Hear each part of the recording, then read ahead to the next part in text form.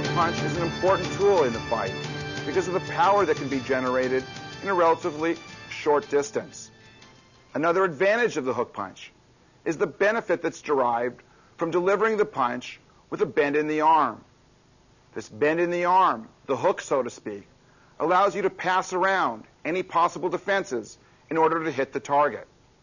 The body is turning into the punch, pivoting on the feet, turning the hip and shoulder in, along with the hand being exploded towards the target. The right hook, delivered quickly, on examination, you can see the weight is turning in to the target, consistent with the angle of the arm that's making the strike. The left hook. This hook derives power from the pivoting on the forward foot, the turning of the hip inward, and again, the shoulder being offered and the hand moving as quickly as possible towards the target. From this frontal view, we'll look at both hooks, the right and the left, being delivered quickly.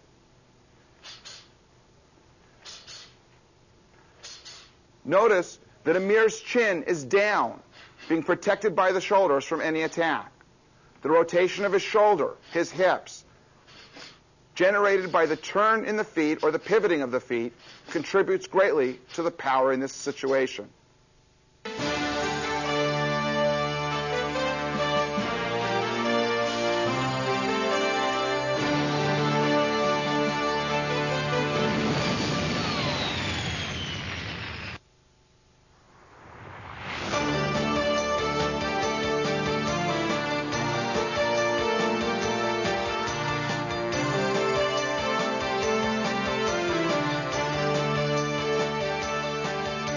In the next series of strikes, we're going to examine the uppercut punch.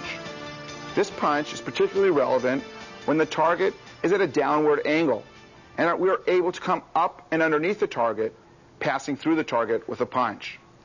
This punch can occur at an intermediate range or at a very close range, with either the forward hand or the backhand.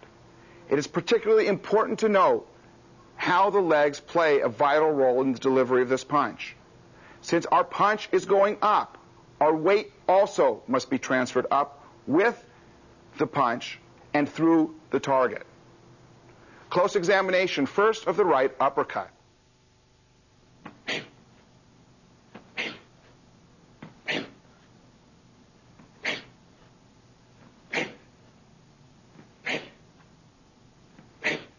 In slow motion, what's occurring in this position is the target is low. Amir lowers his body with his weight in the right leg and also in the forward leg. The body then shifts forward towards the target, with the hand leading the punch as the body is being raised. The punch travels through the target area and extends a bit forward. The striking point are the first two knuckles, consistent with the straight punches that have been discussed earlier. A side view of the right uppercut.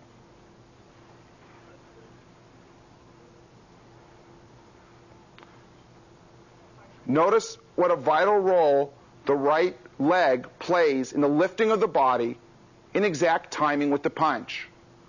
Amir drives his weight up with the right ball of the foot. The opposite hand covers for a measure of protection against further attacks that could be delivered, and quickly.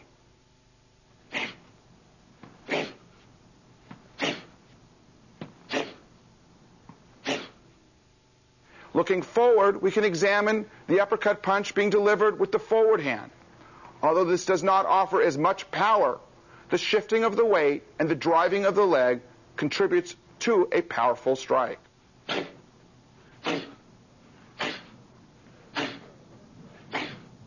In slow motion, you see the shifting of the weight towards the left leg, the driving with the left leg, and the raising of the body in perfect timing with the delivery of the punch.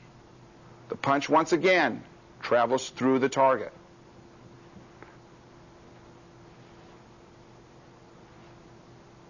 and a side view of uppercut with the forward hand.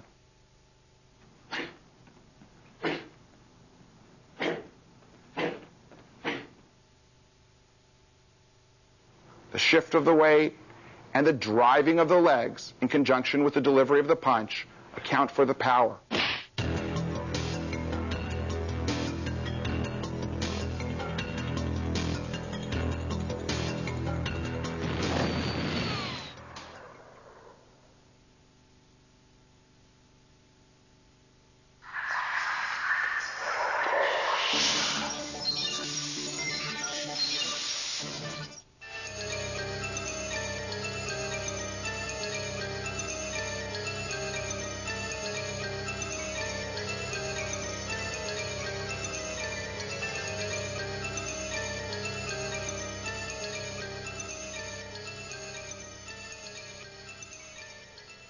In this scenario, we're going to deal with close range attacks, specifically elbow strikes.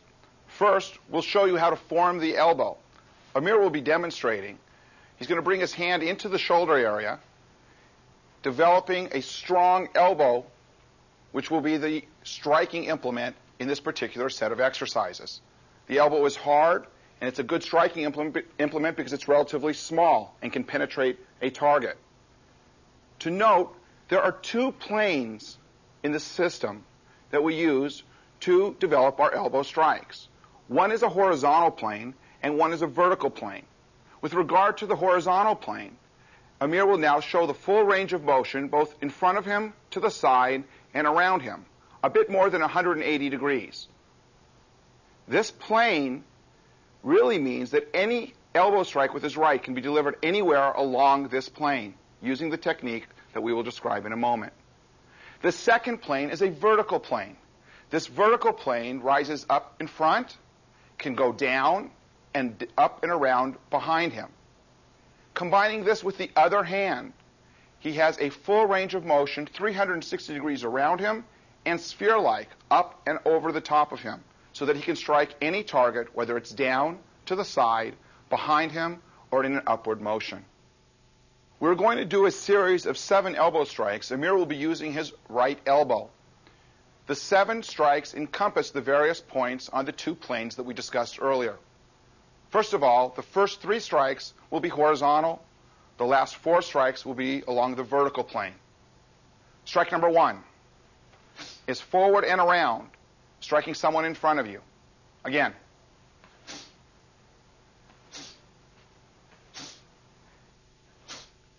And the second strike is to the side.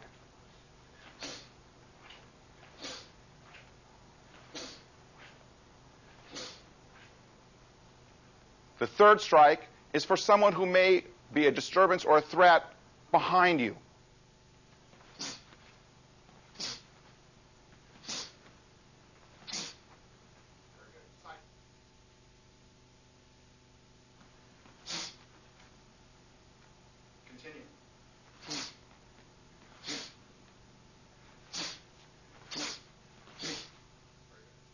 In this scenario, we're going to demonstrate the first 3 strikes along the horizontal plane.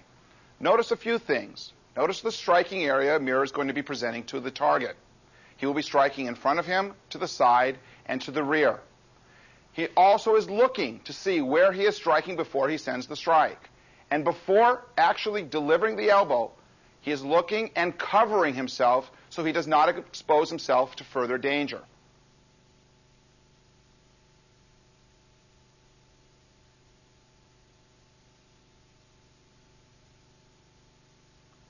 Each strike recoils so that we can attack again if necessary.